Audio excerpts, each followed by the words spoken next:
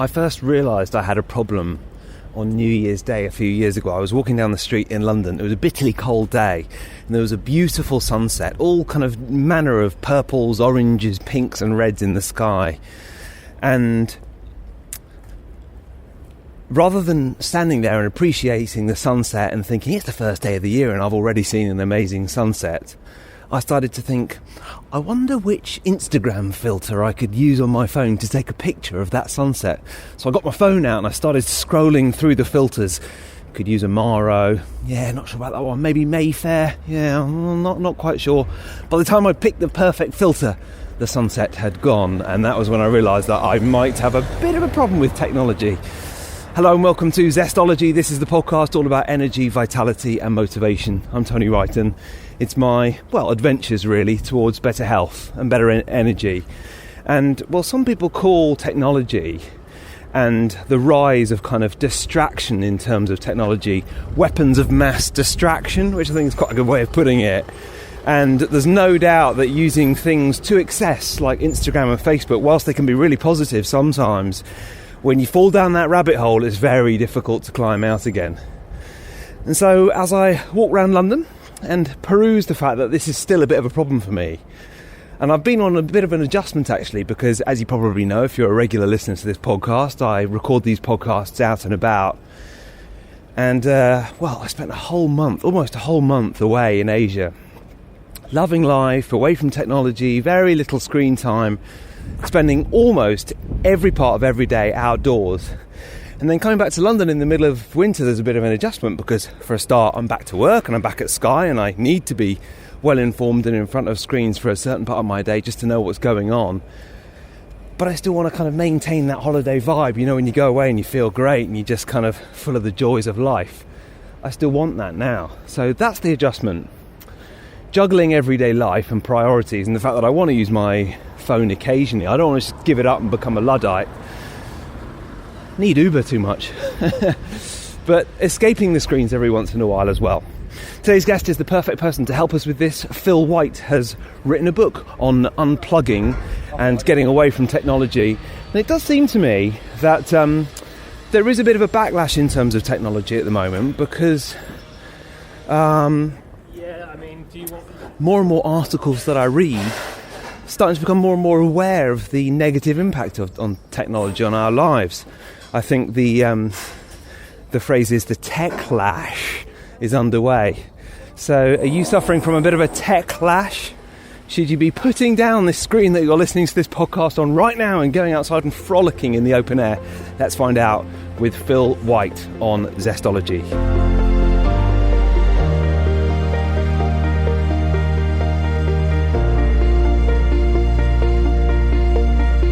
Good. Well, we are recording now. Phil White, how are you? Better than I deserve, my friend. How about yourself? Very good. I've been looking forward to talking to you because unplugging has been a theme, certainly on my podcast, but it's definitely been a theme for me as well. The older I get and the more pervasive that technology becomes, I know that I work better when I unplug. So I've been looking forward to talking to you about that. Perhaps we could start, because I've been kind of having a look at your website and look at the things you do, and you've got quite an interesting backstory. You're a writer, but am I right in saying you also work with athletic teams? So, via my co-authors. So, Fergus Connolly is a good trusty Irishman and was actually the first full-time sports scientist in the Premier League back in the day with Bolton Wanderers. Wow. And he's worked with NBA teams, NFL, and is now at the University of Michigan with Jim Harbaugh, which, some of the listeners may or may not know that I think Michigan's average gate on a Saturday is 112,000. So it's massive, which, college sports are a big business here. Yeah. And so, Fergus worked with a lot of teams. And then also another co-author, Kelly Starrett, of Mobility WOD fame in the books, like Becoming a Supple Leopard, obviously does quite a bit with pro teams. So he and I have 2 books coming out this year. And so, I don't directly, but just via those guys, and the work that they do with those teams and that level of athlete then kind of informs what we do with everyday Joes like myself, I suppose. Yeah. Because as Kelly always says, we test the concepts at the Formula One level of elite sport, and then we spin them back to streetcars. And I'm very much a streetcar, Tony. I'm not a Formula One car. Well, that's fine by me because I am very much a streetcar as well. So let's talk about Unplugged then. Evolving from technology to upgrading your fitness, performance and consciousness. And as you say, you've been trying them out on the Formula One cars. Are you really saying that unplugging can help people with performance? Yeah, absolutely. I think if you look at certain disciplines, say in jiu-jitsu, or mixed martial arts, if you're not going to be fully present and focus, you're going to get submitted or choked out. In big wave surfing, one of the people that you'll have seen in the book we interview is Laird Hamilton. If you're Laird Hamilton and you're out messing around in giant waves at jaws that are taller than the average office building, you're going to get destroyed. And so what we see in some of these, in all of these disciplines, or any form of athletics, is that some of the flow states that Stephen Kotler and Jamie Wheel talk about in Stealing Fire and in Stephen's book, The Rise of Superman, that very deepest state of when you're really tapping into the power of your subconscious, which is anywhere from 10 to 30,000 times more RAM, if you want to think of it in computer terms, than any conscious state. You've got to be fully focused, and to be fully focused, you have to be unplugged. Yeah, I agree. From a personal perspective, for the last few years, I've been doing this thing, which every day I try and switch off all technology, or at least all connectivity, for at least a couple of hours. I've spoken about it on the podcast a few times, and that would mean that I can use my phone if I'm reading a book on it, but I can't if I'm messaging someone else. So I'm in control of the inputs, basically. And I must admit, I've nearly always, whether it's 2 hours or 4 hours or 6 hours, that's the best time of my day. It's the best part of my day. It's most focused, most present that I am. I think I've got a disposition towards distraction, and maybe we all have. Is that the kind of essential message of the book in terms of getting into those states? It's definitely one of them. Yeah. One of the stats that we give, which we actually found it in a book called Irresistible by a gentleman in New York called Adam Alter. And he really goes into how tech hardware and software is designed to be addictive. And one of the stats he gives is that the average American, and it's probably true for Western Europe and large parts of the world as well, looks at their phone and or touches their phone every 6.5 minutes. And if that isn't a hallmark of addiction, I don't know what is. And I think really what's interesting is if you try to take a little technology fast every week, be that 12 hours, 24 hours or longer, when you start to find yourself being twitchy about it, thinking, oh goodness, there's that email I probably should have responded to and whatever else. That's just confirming your addiction. But as with a lot of addictions, I don't think that people know they have a problem. And so, if you're using fitness technology like any other kind, it is not bad, right? The technology is neutral. It's a question. I love what you said, Tony, just a minute ago about making the technology a tool that works for you. And really, I would put in a comma there and then write or say, rather than a taskmaster. Because I think increasingly, if you have one of the, coach in the ear, these new Oakley sunglasses that have a little coaching app built in, and it will tell you when to speed up or slow down. Or I've had a guy almost run into me on a trail before, and we live in this beautiful little mountain town, and there's, there can be elk or indeed a black bear, or something of that nature, a mountain lion off to one side of the trail. There could be, there's a little stream running down the bottom of this, and you can see eagles and all kinds of great wildlife and birds in there. And not only was this guy not paying attention to any of that, no bears that day, that may have made him pay attention maybe for the last few seconds of his life. But silliness aside, he almost ran into me because he was looking down every few seconds at what I assume was real-time heart rate or route on his his little wrist-borne fitness tracker, and he had his headphones in, connected to an iPod on his arm, one of those little armband dealies you can get for your phone. So he had two devices on him, and he was completely subservient to the information they were giving him, and it completely took him out of the experience, so much so that he just looked up at the last second before he barreled into me. And if I had been on a mountain bike instead of running, that wouldn't have gone so well. So I think that sometimes we kind of diminish this rich experience we have. And you don't have to live in a little mountain town in Colorado to have a rich experience in nature. I mean, the studies that we quote in the book, there's a couple out of Japan particularly, that show that if you live in a city, in an urban environment, that just making a deliberate effort to walk by a river or a canal or even through a city park or some kind of green space, that the effects that has at a neurological level on the brain, and therefore the brain is obviously the CPU for the body. So it manifests itself in lower stress levels and lower perceived anxiety. We see even lower inflammation markers from being exposed to nature. And so you may get some of the benefits of that if you're running with your headphones in or looking at your little wrist-borne device every few seconds. But you're really going to take yourself out of the full richness of that potential experience. And so our thing is, look, use fitness technology to cue, to calibrate, and to inform. And then the rest of the time, maybe map your run, but look at the data later. Yes. Or use Strava or whatever. Look at it later. Don't let it diminish that experience during. I totally agree with that. And actually, the only fitness wearables I've ever used are ones without displays.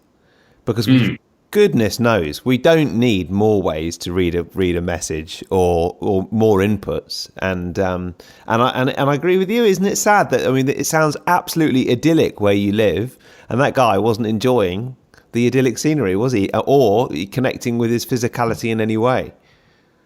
Yeah, exactly. Yeah. And I think that, and again, that doesn't have to be, live in the mountains, live by the beach, and we're very blessed to be where we are, but it's just anywhere, and I would understand if their only choice is to run along a main road, well, they might want to block that out, right? Or if you find that the music helps you, we do know that from certain other research that music can lower the rate of perceived exertion, how hard you think your workout is, then great. If it's additive, if it's adding to your experience in some way, or it's a motivator to you in some way, then keep doing it by all means. We're not going to stand here and judge you or point fingers, but what we are saying that your instincts and also your connection to yourself, to other people around you, and to your environment are going to be much more finely tuned. And really the kind of self-awareness we see in someone like Laird Hamilton is available to everyone. The reason he has that is not because he's superhuman or people look at him and because he's physically impressive, they think, oh my goodness, I could never be like Laird. He's 6'2", 220, something like that. Looks more like a rugby player than a surfer. But that kind of instinct, where in the book we mention an anecdote where he was actually out snowboarding with some friends, and friend was about to start down the mountain on a run on his board, and Laird felt that something was wrong and just instinctively grabbed the guy's collar and pulled him back. And a few seconds later, an avalanche just came through and just wiped out that whole section of the mountain where his friend was going to be. Wow. And that's, some people might say that that's a sixth sense or something like that, but we don't need to get too mystical. It's just because he's been out in winter sports when the surf isn't breaking big, or out in the ocean almost every day his entire life, and you just get tuned into things. But really, that's available to all of us every day. And absolutely. So to your point, go outside, take a walk, take a run, have a cycle, whatever your thing is, 20 to 30 minutes a day. And the acute benefits that you're going to get on that day are going to be pretty profound. But then also there will be accumulated benefits that will start to manifest over time. You might find you're feeling a little less stressed, or you're probably going to look forward to that time of knowing that that's going to be time to actually think. I mean, when do we take time to just be alone with our thoughts and practice some form of the discipline of solitude, which, a lot of world religions, a lot of disciplines around the world feature that, the practice of silence and solitude. Yes. But I think that sometimes we let the clamor of modern life crowd that out, and that's to our detriment. There's a big problem here, Phil, for me anyway. And that is, I agree wholeheartedly with everything you're saying. And I genuinely think that, and this is why I wanted us to talk, I think this is one of the big issues facing humanity. Because we're only scratching the surface of what technology will be able to do in years to come. And actually, I think there'll be an increasing movement where people will kind of step away from technology a little bit and go and live in huts in the woods. And then they will notice the big elk running towards them when they go running. But the problem is, it's just, I know what's good for me, and yet I can't do it sometimes. And as you said, I do start to get itchy when my phone's been off for a couple of hours. And I do, when I'm not on one of those little kind of mini breaks for a couple of hours, I do find myself losing myself watching inane Instagram stories by someone I don't even like that much. And it's almost like I've not got the self-control to not do it. So do you have some kind of trips or exercises or a kind of how to or when to use technology kind of framework in this book? Yeah, we really do. And we do talk about sometimes trying to calibrate the technology with what you're feeling. And so for one example would be sleep tracking. Yes. Okay. So, some of these wearables, or now we have like sensor equipped mattresses and all their pillows, this kind of stuff. One of the things that we suggest that, sometimes they'll give you a composite score out of 100. And so what we suggest doing, if you're going to use that, great. And if it encourages, better sleep habits, and you start to use it as a tool to think, okay, is my bedroom too hot or cold? Am I blocking out light? Am I blocking out noise? Am I staying away from screens a couple of hours before bed? So if it starts to become a catalyst to better habits, then great. But Brian McKenzie, my co-author, one of the two co-authors with Dr. Andy Galpin, he tells his anecdote of how it actually made him more stressed to track his sleep. And because he's super competitive, he started to become competitive with himself, and then would become frustrated if those scores didn't go up. And then what he found, to go deeper than that, is there were some days, say, he would get like a 60 out of 100, but yet he'd feel completely refreshed and be fine. Yes. And there were other days he'd score in the 90s, and he'd feel trashed, from the workout or the race or whatever he did the day before. And so just by keeping a good old-fashioned kind of sleep journal of just, maybe rate 1 to 10 how refreshed and ready to go you are in the morning for a month while you're sleep tracking, and then next to that, write down that sleep tracker score and see if it correlates. Yes. Yeah. And then I think with regard to what you said, the first part of the question is like with regard to self-control, is just start small, like anything else, So if somebody was getting off the couch for the first time, lived a largely sedentary life, or maybe it had, had a big injury and been sedentary for a few months, it would be useless for that person to jump right back in and look up, say, like a rugby player like George North on the internet and say, okay, I'm going to follow George North's training program because it made him big and strong and fast. Okay. And just go right at that. Right. Or pick any expert level elite athlete.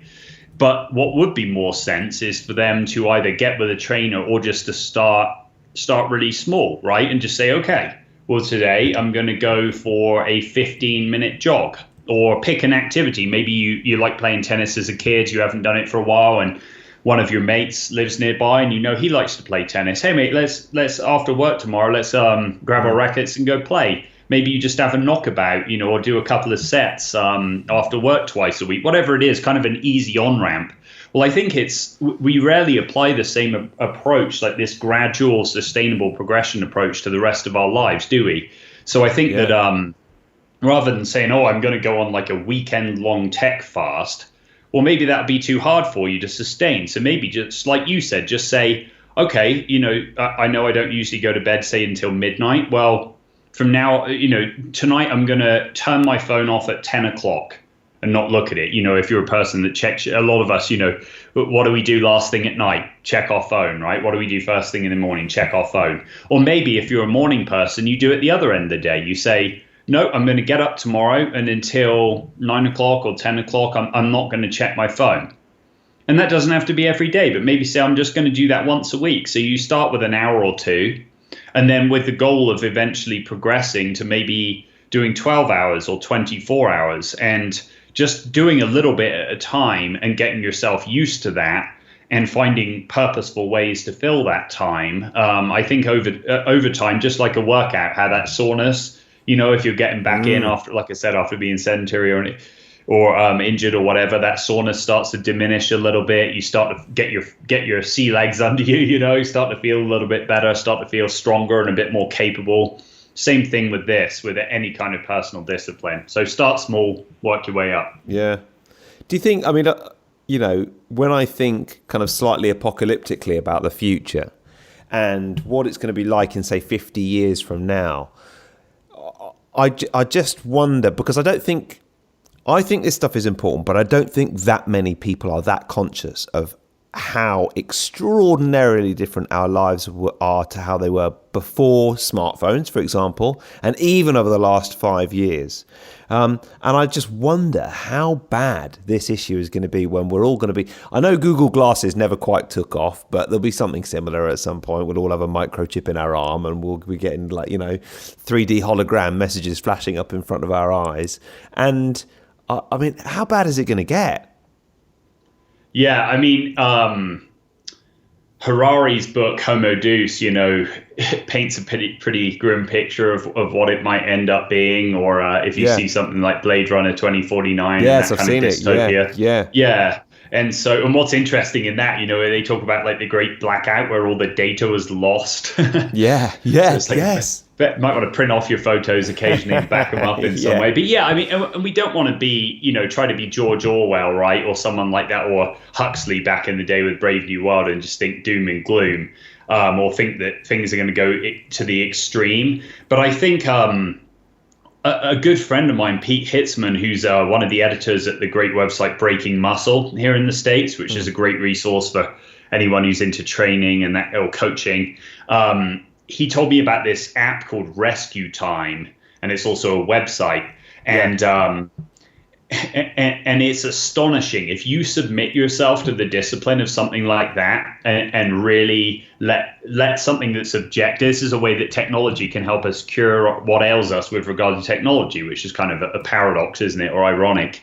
And it's amazing how much time we spend, like you said earlier, diddling around on Instagram or messing with Facebook. And even I find, if I'm maintaining the websites on behalf of myself and my co-authors for these books, I'll post those to say Andy Galpin's been, done a couple of interviews, or Brian's going to be at a conference, and I'll post that to the pages. Well, then, that's just the Unplug page that I manage, or with Fergus, the Game Changer page. But then I'll go back to my personal page and lose half an hour like the rest of us do. Yeah.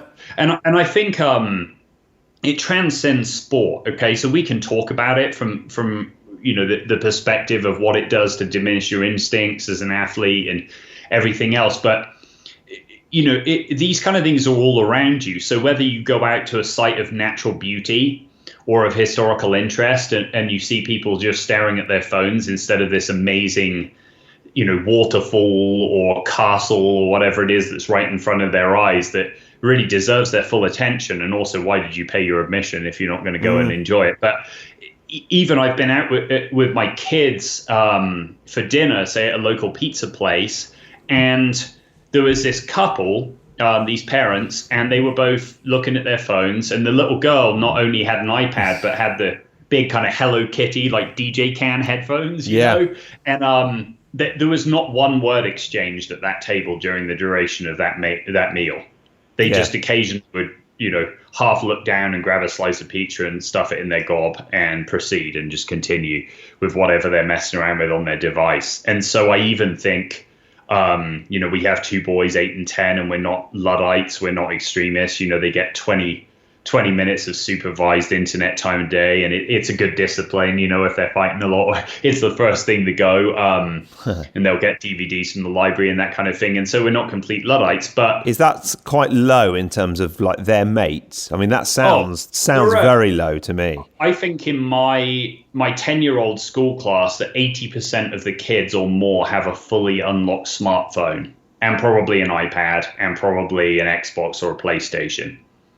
Wow. And that's that's pretty terrifying. And my youngest son, Harry, is 8, and probably 60 to 70% of the kids are in the same scenario with that. And so that means presumably they can access adult content as well. Or maybe there's some kind of parental control. We hear some things. Our kids come home and tell us some things that they have heard in the playground that kids of that age should not be exposed to. Well, I mean, how could they not be? I mean, look, it may not be kind of adult content as such, but, I know a lot of kids are on Instagram, for example. And at some point you're going to see comment. It's just, are they not a bit livid, though, that dad won't let them use the internet for more than 20 minutes a day? No, not at all. No, we've never heard it. And we've never heard, as the result of peer pressure, I really want, a phone, or for, when they start making their Christmas lists, I don't know, when kids start to do that February or whatever it is, that kind of deal. We've never heard that, luckily. Wow. And I mean, it really, we're not, and it's not to say that we're these great parents, because a lot of days I give myself an F- grade, as a parent, but really we just want them to be active in some way every day and be creative in some way every day. And again, it just goes back to first principles and essentialism, what you try to focus on. And so, if you're growing up in a place like this where trails everywhere and there's the lake and everything else, I mean, you just you want to be able to have them enjoy that. And I remember as a kid just rambling, with my mates where I grew up in Dorset, and sometimes how it goes in the Shire, as we call it. You just go until you got lost, and then think, we see that church on the way out, and just try to navigate back by landmarks and hope you get home for dinner. And if not, then maybe you're a bit late. But that's the kind of thing we did, or just take a ball to the park. And it's like the old Fast Show skit,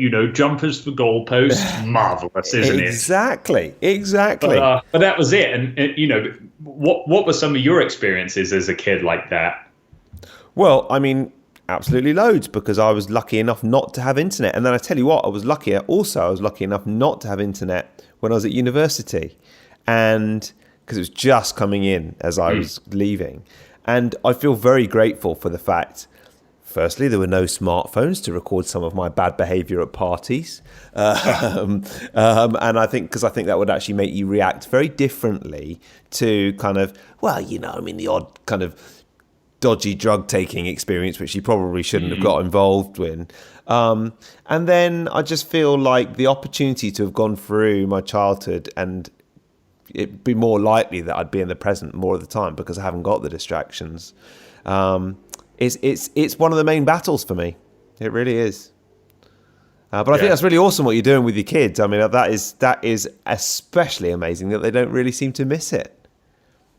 Well, trying. I mean, it's similar to, you hear other parents sometimes talk about like, I just can't get them to eat their vegetables. Well, if you've presented them with vegetables every meal of their life, including when they were kids, like pureeing it for them. Yeah. And that's the only option. I mean, I really liked this interview I saw with Michelle Obama a couple of years ago, where she said, even in the White House, right, like these kids could have whatever they wanted, whenever they wanted, in theory. Yeah. She said, look, there's none of this nonsense at dinner time. What the kids are having is what they're having. And I guess if they don't like it, they're going to have to go to bed hungry. And that was the stance of the Obamas, at the time, the most powerful man in the world, and his wife.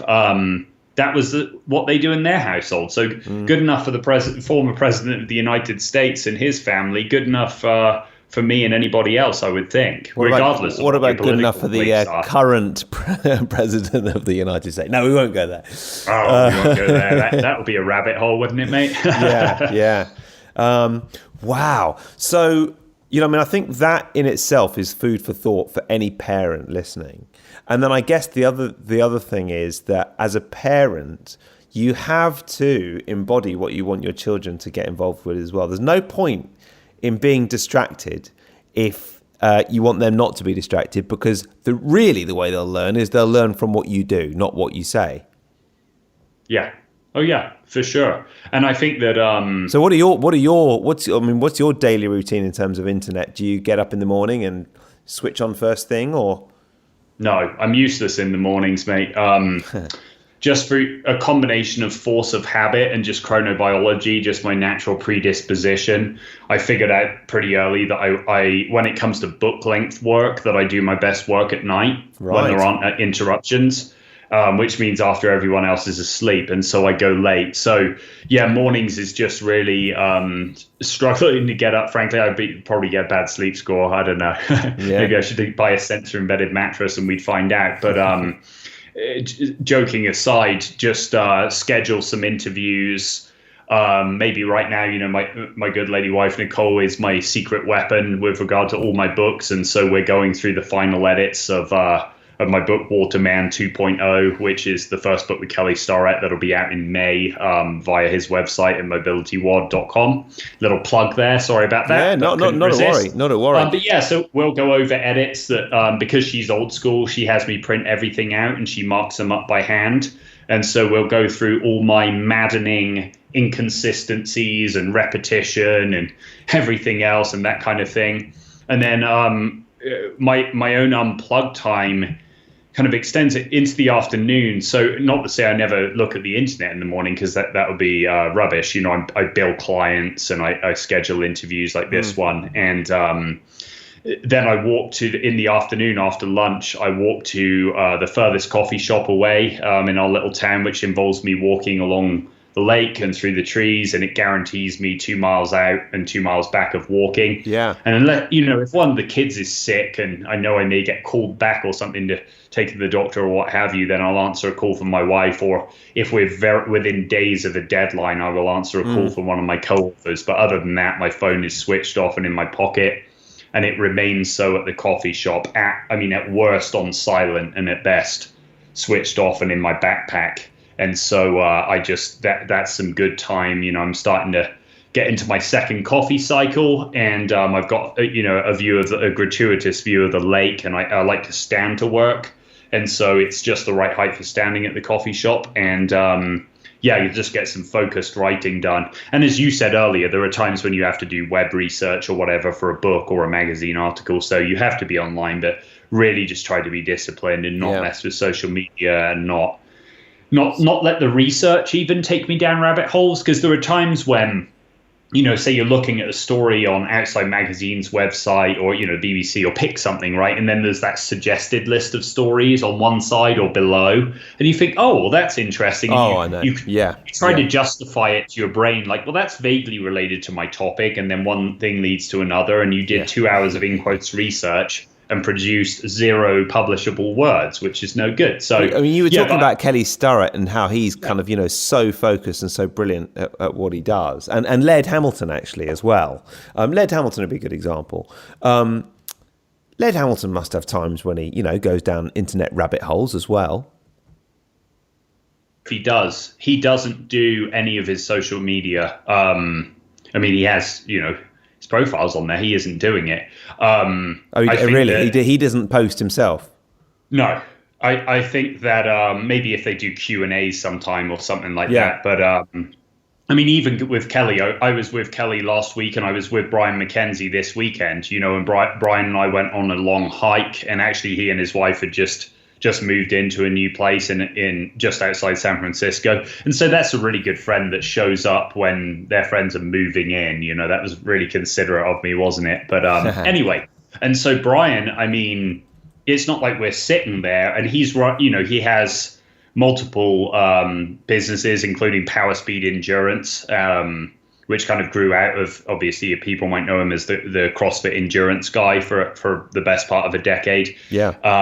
And then there's a lot of new seminars and this kind of thing around the art of breath and some of the breathing practices that we're getting into to help people either get out of certain states that they're stuck in, which for me would be, because I work late and I'm looking at a screen late, how do I wind down? Well, one way is to do 5 to 10 minutes of, something like a 5-second nasal inhale, a 15-second hold, and then a 10-second nasal exhale. But there's a free little tool on his website, powerspeedendurance.com, that will let people calculate that and get their own numbers from that. Right. And really, again, we start to see that some of the habits that these guys have are literally, like I said, Brian does that breath work 5 or 10 minutes in the evening. He does a different kind of breath work first thing in the morning when he gets up, and sometimes combines that with some kind of hot and cold, the sauna and the ice bath, or some people could do a hot bath and a cold shower. And so they have these kind of what Charles Duhigg in The Power of Habit would call kind of keystone habits that inform the rest of their day. But they're also not, despite having fairly big social media followings, they're not on social media all day. They're not, when you're talking to them, you're not trying to look through their device so that you could look in their eyes. They're Kelly, Brian, Andy, the rest of them are very focused on what they do. They're very much engaged with their better halves, and in Kelly's case with his kids. And I think really what it comes down to is a combination of essentialism, just trying to identify some essential practices and keystone habits, and then also boundaries, just setting boundaries, because they have so many demands on their time and requests for interviews and everything else that they could literally just do podcasts all day, but that isn't going to advance the ball. And so, it's amazing. Those boundaries, it's learning to say no is important as well, isn't it? So, yeah. And so every one of them that I've had the pleasure to work with, they do practice what they preach, and they are very, if you're with them, they're very much in the room. Right. Phil, something I've asked everyone on Zestology is, what is one, and I'm interested to ask you because you are a writer yourself, what is one book that you would recommend and one tip for living with more energy, vitality and motivation? One book, one tip. What would you go for? Oh, that's tough, isn't it? It is tough. Okay, so on the book side, I'll do something that was pretty influential in my thinking when we were writing Unplugged, Andy, Brian, and I. So there's a book by the British journalist Richard Asquith called Feet in the Clouds. Right. And it's about fell running, which at the time he said was arguably the last truly amateur British sport. The prize money might be like a 4-pack of Guinness and a $20 gift card to your local pub or something at best. Cool. At best. And so, it's really just this delightful story. And it's participatory. He got into the fell running and did some of these rounds where you have to run up and down a few big bloody hills, within 24 hours. And really just, to me, it was a story of, again, athletes who are truly present when they're doing their activity and are doing it for the love of it, not for the glory, not to show off the latest tech tools. Maybe the newest thing they might have is a 2-year-old pair of battered Innovate running shoes or something like that. And really just a delightful story. So Feet in the Clouds by Richard Asquith, a really good one. Yeah, really good. And then what about one tip on living with more energy, vitality and motivation? Would it be something relating to Unplugged? If I could cheat and make it 2 parts, I would say try to get outdoors in nature. And again, if you live in a city, just, find a bloody park to walk through, or some green space. And if you don't, then you'll have more options to you. But try to be unplugged in nature, fully focused, 20 to 30 minutes a day or longer if you can. And then secondarily, try to cultivate some kind of breathing practice, like start to understand the basics of breathing, and then find a tool, like I said, not to promote Brian too much, but on his powerspeedendurance.com website, there are some free tools on there that will kind of help you. It really has you do an exhale retention test, and out of that will spit out some numbers of stuff to do at different times a day, completely free. And really just try to then see what breathing patterns are associated when you're stressed out, when you're working out, when you're tired, when you're feeling pretty good, and then find how you can start manipulating your breath to get you into that physical, cognitive, or emotional state that you want to be in. And if you're stuck in a state where, stress state or whatever it is, to help you break out of that. Because really what we're finding is that the breath, your breath is the remote control for your brain and your nervous system. It's something that's always with you, and it's something that's accessible, and really you don't need very much knowledge to start playing around with some of that stuff, and it can improve the quality of your sleep, improve your energy levels, and really just help you be able to, for a lot of people, be less anxious and less stressed, which you and I both know if there's any chronic problem we have in today's day and age, that's probably one of the biggest ones. Yeah, absolutely. Phil, it's been great to talk to you. I feel quite inspired now, and I've just been doing a little bit of research on Brian McKenzie, and I followed him on Instagram as well. And I'm going to, and I think the breathing thing is fascinating as well. Where can people find out more about you and, importantly, the book? Oh, okay, most kind of you, mate. Yeah, I mean, first I would say I'm just trying to serve these guys, my co-authors, and I just happen to be able to take words out of their head and put it on the page. So check them out, not just Brian, but Kelly Starrett at mobilitywod.com, Fergus Connolly at thegameischanging.net. He's ahead of the game of the .net, and andygalpin.com. And then, yeah, I'd love to have a conversation with everyone. So it's philwhitebooks.com. And then most of the social sites, ironically, given what we just talked about, just / or at Phil White Books. And the books are on Amazon. So yes, yeah. And I know from having looked on Amazon, you've got an extraordinary amount of 5-star reviews. And the percentage, it's something like 95% 5 stars. So people are really loving the book. Oh, yeah, it's kind of you to say. I mean, really, we just try to write, all these books, the aim is not to enrich us in any way. I mean, royalties are nice and this kind of thing. And I'd love to have conversations like this one that you were so gracious to give me the chance to have today, Tony. But I think that our goal is to just help people understand themselves better and to improve their life. And so, all of these guys and myself have that as one of our core values and really our core mission. And so I hope that comes across on the page and that people are able to use that. And also sometimes even if people disagree with us and say, oh, well, have you seen this latest study? Or, had you hadn't really thought about it like this. And sometimes it comes out of almost a disagreement or an argument that if you're humble enough to be willing to accept that you're wrong, then sometimes you can advance your thinking that way. So yeah, even if you disagree with anything you heard today, shoot me a message on my website.